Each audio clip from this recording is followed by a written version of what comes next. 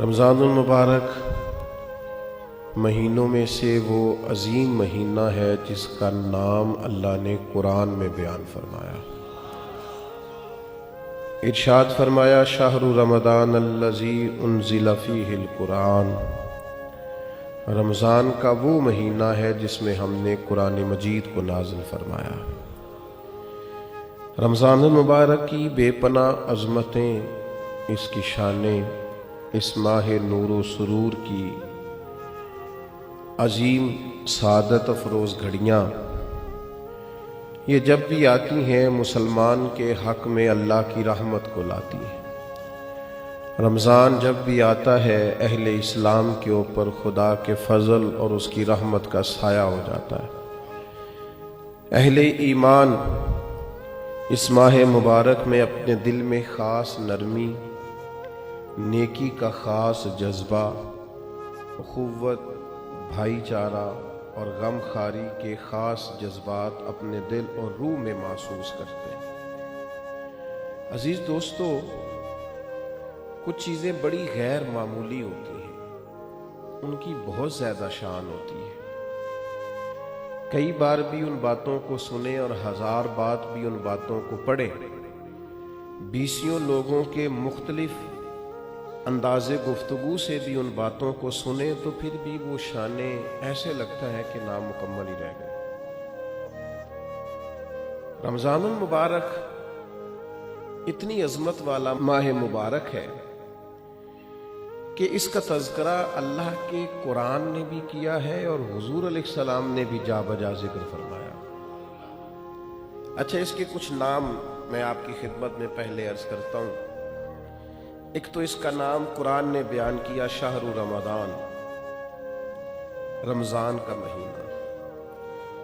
پھر اس ماہ مبارک کو کچھ ناموں سے نبی پاک صلی اللہ علیہ وسلم نے یاد فرمایا۔ یہ مشکات شریف میں حدیث موجود ہے، حضور علیہ السلام نے اس ماہ مبارک کا نام لیا تو ایک لفظ، ایک جملہ حضور نے یہ فرمایا کہ شہر عظیم، یہ حضور نے بیان فرمایا عظمت والا مہینہ، عظیم مہینہ۔ یعنی کسی کو کوئی شخص کہتا ہے یہ عظیم عالم دین ہے، یہ عظیم حافظ قرآن ہے، یہ عظیم سماجی شخصیت ہے، یہ عظیم لیڈر ہے، اور جس کو حضور عظیم فرمائے، جس کو نبی کریم علیہ السلام کہیں، سرکار فرمائے، میرے نبی رحمت علیہ السلام فرمائے کہ ماہ مبارک جو رمضان ہے شہر عظیم، یہ بڑا عظیم مہینہ ہے۔ اب کھو جائے انسان اس کی عظمتوں میں اور چلا جائے عالم حیرت میں اور ڈھونڈنے لگے کہ اس کی عظمتیں کیا کیا ہیں، اس کی شانیں کیا کیا ہیں، آخر وہ کتنا کو عظیم ہے جسے مدینے والے نے عظیم کہا ہے، اس کے اندر کتنی کو عظمت پائی جاتی ہے، کتنی کو بلندی شان ہے، کتنی کو رفعت ہے، جسے نبی پاک علیہ السلام نے عظیم فرمایا۔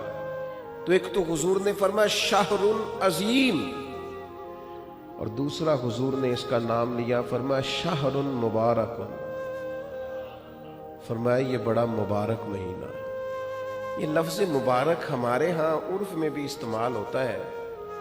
یہ جب کوئی شخص بولتا ہے نا مبارک، تو اس سے خوشخبریاں ذہن میں آتی ہیں، اس سے کامیابیاں ذہن میں آتی ہیں۔ جب کہا جاتا ہے آپ کو مبارک ہو، مبارکباد ہو، تو اس سے انسان کی حاشیہ خیال میں محسوس ہوتا ہے کہ کوئی عظیم انعام ملا ہے، کوئی عظیم رحمت عطا ہوئی ہے، کوئی منفرد سا، حسین سا، خوبصورت سا تحفہ ملا، کسی بہت بڑی کامیابی سے اللہ تعالیٰ نے ہمکنار فرمایا ہے، تو پھر کہتے ہیں مبارک ہو۔ نبی پاک نے رمضان المبارک کو فرمایا شہر مبارک، یہ مبارک مہینہ ہے، برکت والا مہینہ، یعنی اس کا ہر لمحہ ہی مبارک ہے۔ روزہ رکھیں تو پھر بھی مبارک ہے، افطار کریں تو پھر بھی مبارک ہے، رمضان المبارک کے اندر کسی کو روزہ افطار کرائیں تو پھر بھی مبارک ہے۔ اس ماہ نور و سرور کے اندر قرآن مجید تراویح میں